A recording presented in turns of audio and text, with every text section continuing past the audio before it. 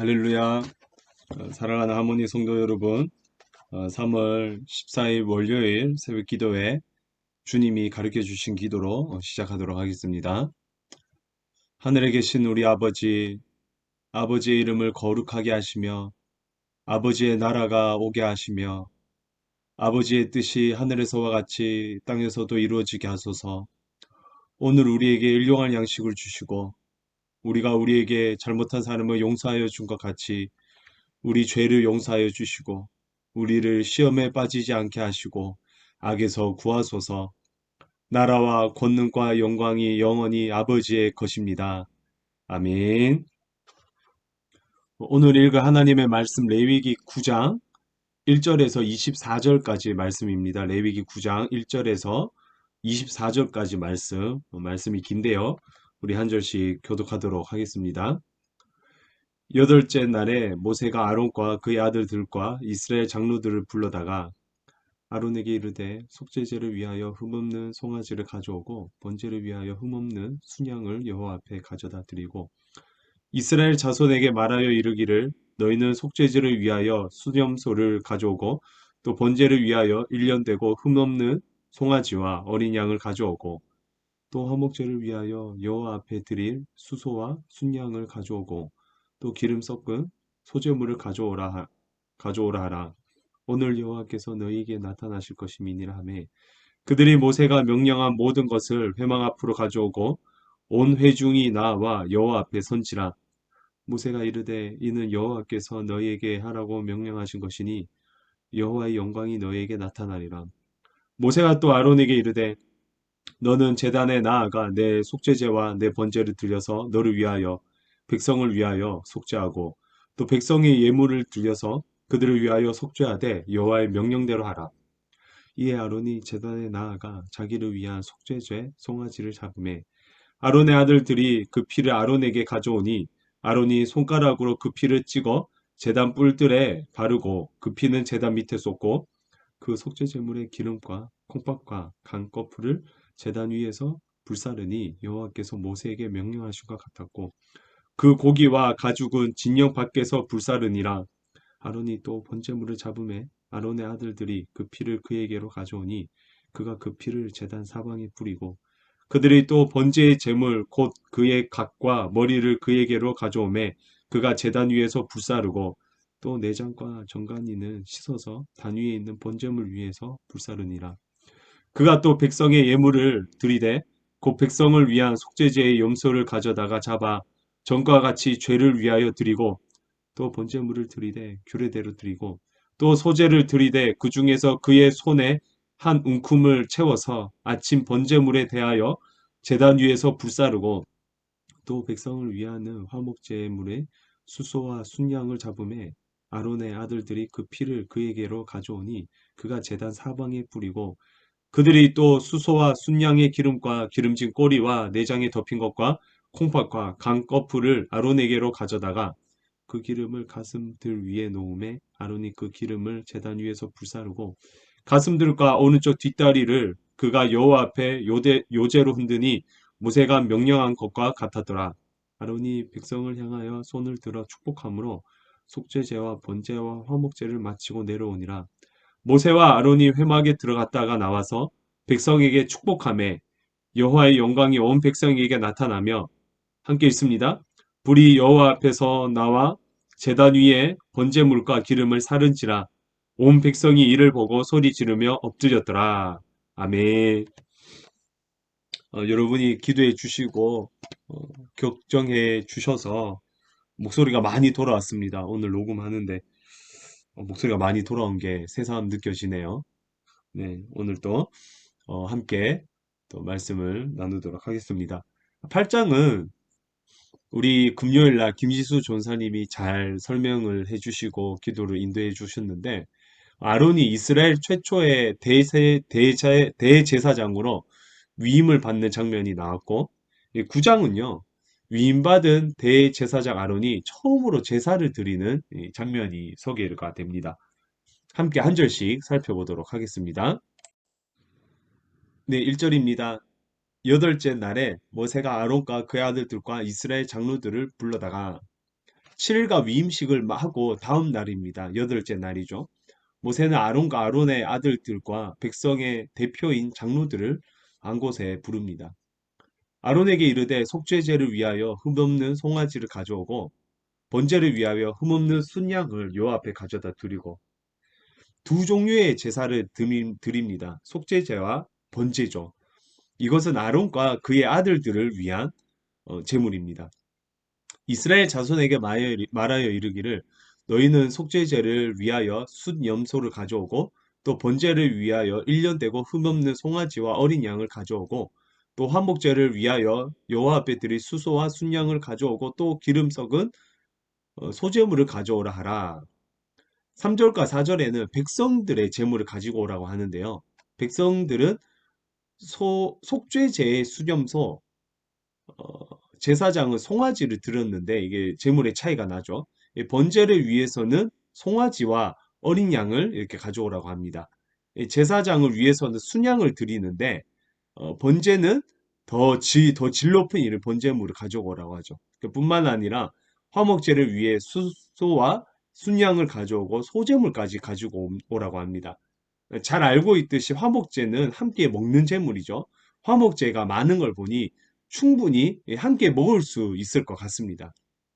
이렇게 처음으로 아론의 제사가 시작되는데 이제 이스라엘 모든 백성을 정결하게 하는 제사가 진행될 예정이에요. 너무 귀하고 설레는 그런 순간이 아닐 수가 없습니다. 오늘 여호와께서 너희에게 나타나실 것입니다 하며 모세가 예언을 합니다. 여호와께서 너희에게 나타나실 것이다. 하나님께서는 예배 가운데 임재하십니다. 하나님께서 예배 중에 나타나세요. 예배 가운데 나타나신 하나님을 항상 기대하고 소망하는 우리가 됩시다. 그들이 모세가 명령한 모든 것을 회막 앞으로 가져오고 모세의 명령대로 순종하여 예배를 준비하는 모습이죠. 대제사장들이 제물을 가지고 오고 또 백성들이 어, 제물을 가지고 옵니다. 그들이 모세가 명령한 모든 것을 회막 앞으로 가져오고 온 회중이 나와 여호와 앞에 선지라. 뿐만 아니라 모든 백성이 회막 근처로 모여서 서 있기 시작합니다. 모세가 이르되 이는 여호와께서 너희에게 하라고 명령하신 것이니 여호와의 영광이 너희에게 나타나리라. 모세가 회중에게 말하죠. 이 모든 것들이 여호와께서 명령하신 것이니 여호와의 영광이 너희에게 나타날 것이라는 겁니다. 어떤 말이냐면 하나님께 순종하면 하나님께서 영광을 보여주십니다. 하나님께 순종하면 하나님께서 영광을 보여주십니다. 이 모세의 말씀이 매우 가슴에 와닿습니다. 하나님께 순종하면 하나님께서 영광을 보여주세요. 우리는 하나님의 명령대로만 하면 됩니다. 그러면 하나님께서 영광을 보여주십니다. 모세가 또 아론에게 이르되 너는 제단에 나아가 내 속죄제와 내 번제를 드려서 너를 위하여 백성을 위하여 속죄하고 또 백성의 예물을 드려서 그들을 위하여 속죄하되 여호와의 명령대로 하라. 이어서 이 모세가 그 아론에게 명령을 하는데요. 아론, 너의 속죄제와 번제를 드려라 이렇게 얘기를 합니다. 우리가 읽었던 2절 말씀이 그 준비였고 또 여기서 명령을 하는 거죠. 그리고 나아가 백성을 위하여 예물을 드리라고 합니다. 그러니까 어떤 말이냐면 아론은 우선적으로 자신의 죄를 위하여 예물을 드리고 그리고 이어서 백성의 죄를 위하여 속죄하는 제물을 드려야 합니다. 8절입니다. 이에 아론이 제단에 나아가 자기를 위한 속죄제 송아지를 잡음에 모세의 말씀에 순종하여 아론이 제단에 나아갑니다. 그래서 우선 자기를 위한 속죄제 송아지를 잡습니다. 아론의 첫 제사가 나오는 장면이죠. 아론의 아들들이 그 피를 아론에게 가져오니 아론이 손가락으로 그 피를 찍어 제단 뿔들에 바르고 그 피는 제단 밑에 쏟고 아론의 아들들이 피를 모아 아론에게 가져오면 아론은 속죄제를 드리는 절차에 따라 그 제사를 진행합니다. 다들 기억하실지 모르겠는데 제단에 제단 뿔에 피를 바르고 남은 피는 제단 밑에 쏟는 거에 그 속죄제 제사의 진행 방법이었죠. 10절입니다. 그 속죄 제물의 기름과 콩팥과 강꺼풀은 제단 위에서 불사르니 여호와께서 모세에게 명령하신 것 같았고 그 고기와 가죽은 진영 밖에서 불사르니라. 남은 속죄 제물의 기름과 콩팥과 강껍질은 제단 위에서 불로 태워 향으로 하나님께 드립니다. 그리고 남은 고기와 가죽은 진영 밖에서 불사릅니다. 우리 계속 봐왔듯이 그 진영 밖에 있는 정결한 곳에 가서 태우게 되죠. 여러분은 어떠실지 모르겠지만 제사가 조금 보이는 것 같지 않나요? 계속 꾸준히 보다 보니까 그 레위기에 나오는 제사가 단순히 글씨로만 보이지 않고 좀 입체적으로 이해가 되면서 느껴지는 것 같습니다. 12절입니다. 아론이 또 번제물을 잡음에 아론의 아들들이 그 피를 그에게로 가져오니 그가 그 피를 제단 사방에 뿌리고 대제사장을 위해 번제물을 잡습니다. 속죄제와 동일하게 아들들이 피를 가지고 오면 아론은 피를 제단 사방에 뿌리게 됩니다.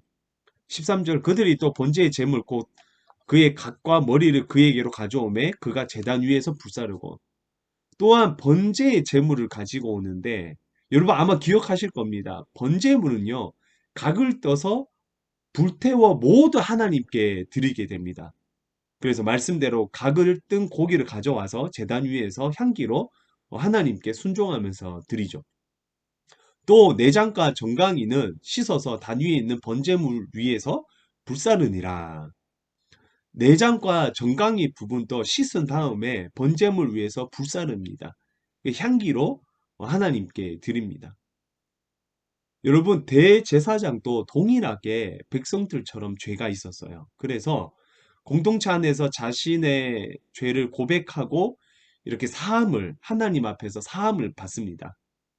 아론은요 금송아지 사건때 가장 앞에서 우상을 섬겼던 사람이었어요. 그래서 송아지로 제물을 드리는 모습이 그 사건을 연상시킵니다. 이렇게 첫 대제사장 아론은 죄 용서가 필요한 인간이었어요. 죄인이었다는 거죠. 하지만 우리의 대제사장 되신 예수님은 죄가 없으신 분이십니다. 예수님은 광야에서의 시험을 모두 이기셨어요. 아론은 광야에서의 시험에서 무너졌지만 예수님은 광야에서의 시험을 모두 이기셨습니다. 따라서 자신을 위한 속죄제는 필요가 없습니다. 죄 없으신 대제사장이신 예수님께서는 스스로 저와 여러분의 죄를 위한 속죄 제물이 되셨어요. 이것이 구약과 신약을 이어주는 성경에 나오는 비밀이고 진리입니다. 15절입니다. 그가 또 백성의 예물을 드리되 그 백성을 위한 속죄제의 염소를 가져다가 잡아 전과 같이 죄를 위하여 드리고 15절부터 21절까지는 백성을 위한 제사가 나오는데요.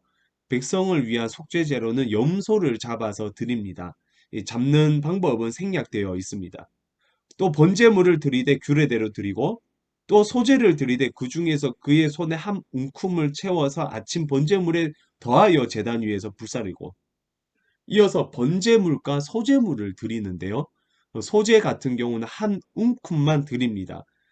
그러니까 레위기 2장의 표현을 빌리자면 소제의 기념물을 드리게 되는 거죠.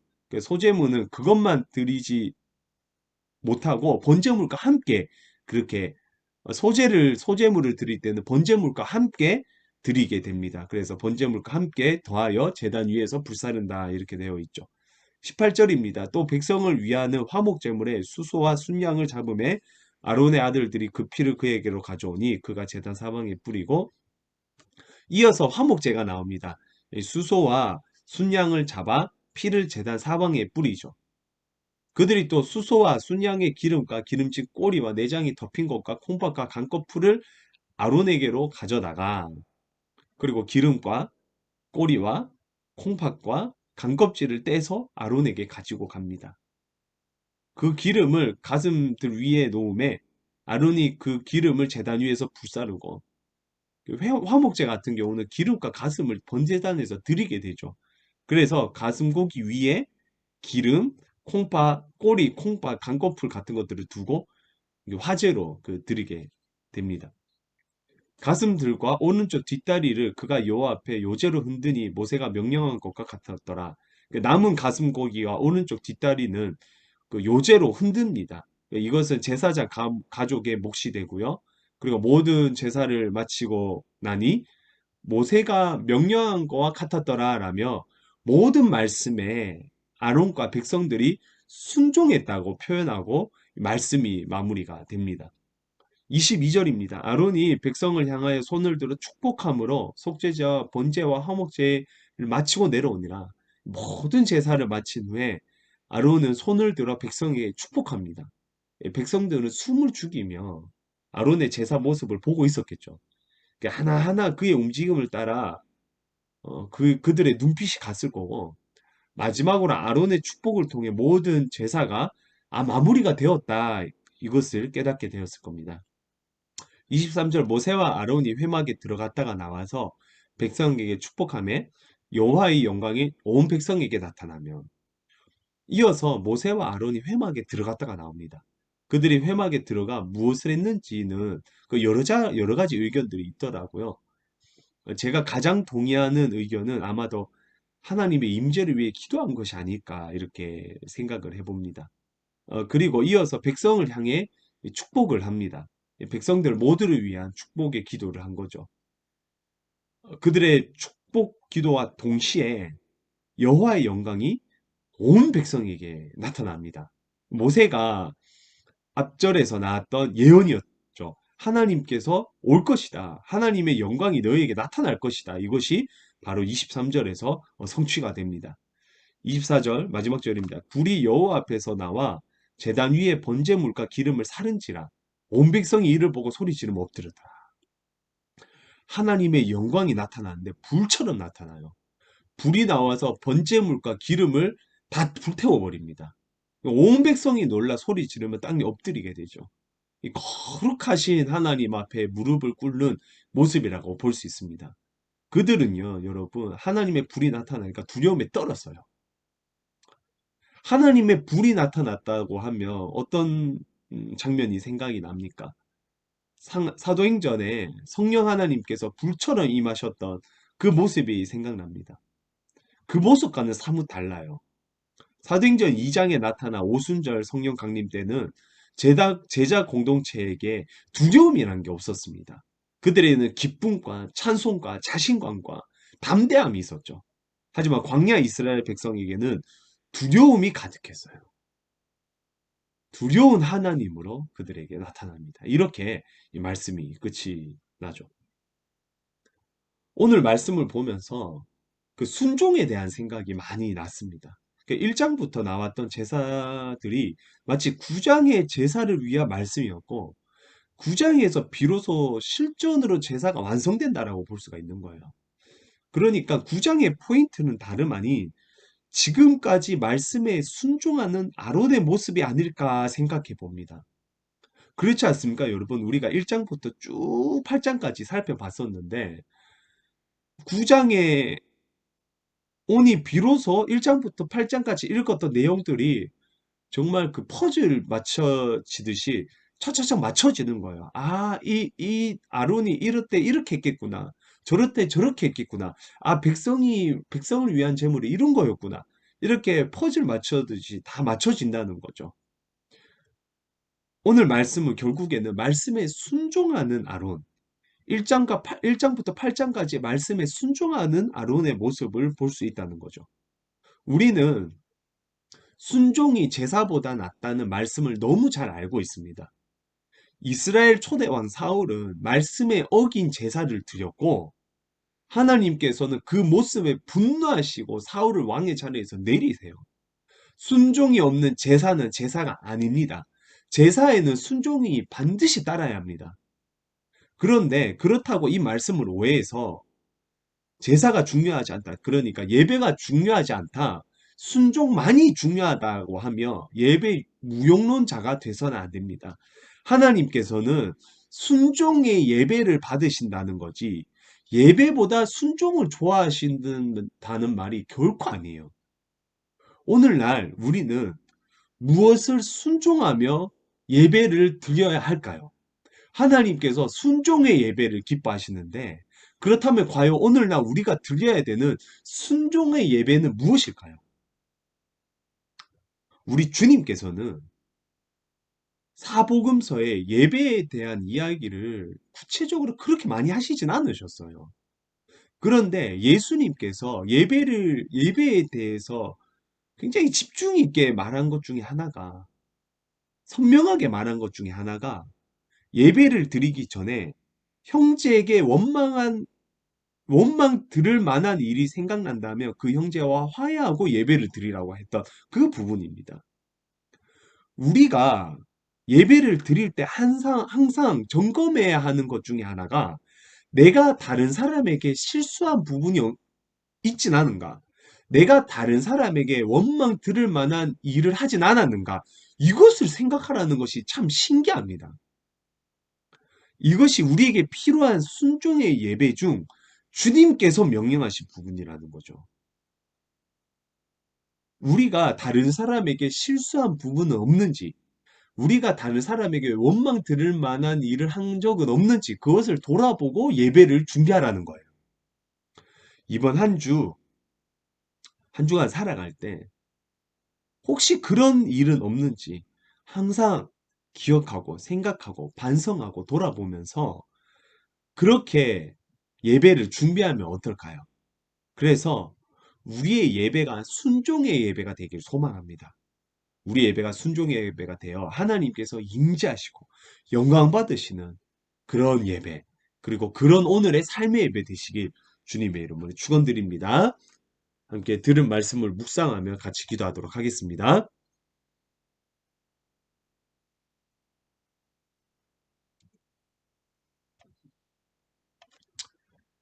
하나님 아버지 참 은혜 감사합니다. 하나님은 순종의 예배를 기뻐 받으십니다. 하나님께서 순종의 예배를 기뻐 받으시는 것처럼 우리 또한 주님의 말씀에 순종하며 예배드리는 예배자가 되게 하여 주시옵소서. 주님께서는 직접적으로 형제에게 원망 들을 만한 일을 화해하고 그렇게 예배를 드리라고 하셨는데 우리는 때때로 그 말씀에 순종하지 못할 때가 참 많습니다. 하나님과 사람 앞에서 그렇게 더 사랑하고 나아갈 수 있는 그런 저희들 되게 하시고, 그렇게 순종의 예배로 주님께 영광 올려드리는 오늘 하루 되게 하여 주시옵소서. 감사드리며 예수님의 이름으로 기도드립니다. 아멘. 네, 월요일은 세계를 위해서 기도합니다. 특별히 어제 설교 들었던 대로 우리 신여수와 윤사랑 선교사님 레바논으로 선교를 준비하고 계십니다. 나라가 없는 쿠르드족 난민 선교를 하시는데요. 주님께서 준비하시는 과정 가운데 먼저 일하여 주시고 식지 않는 열정을 함께 해달라고 함께 기도합시다. 그리고 한국을 떠나 다시 해외로 나가게 되는 우리 주와 주다미에게도 만남을 보고 달라고 기도하시고요. 또 우리 성도님들 가정 가운데 아직 코로나 때문에 힘들어하고 있는 가정들이 있습니다.